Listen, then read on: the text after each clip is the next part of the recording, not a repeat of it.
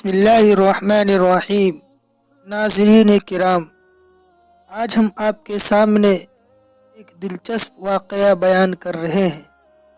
کہتے ہیں کہ ایک بادشاہ اپنے ساتھیوں کے ساتھ کسی باغ کے قریب سے گزر رہا تھا کہ اس نے دیکھا باغ میں سے کوئی شخص سنگریزے یعنی چھوٹے چھوٹے پتھر پھینک رہا ہے۔ ایک سنگریزہ خود اس کو بھی آ کر لگا۔ اس نے خدام کو دوڑایا کہ جا کر سنگریزے پھینکنے والے کو پکڑ کر میرے پاس حاضر کرو۔ چنانچہ خدام نے ایک گوار کو حاضر کر دیا۔ بادشاہ نے کہا، یہ سنگریزے تم نے کہاں سے حاصل کیے؟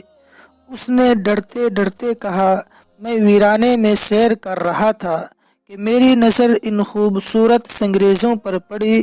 میں نے ان کو جھولی میں بھر لیا۔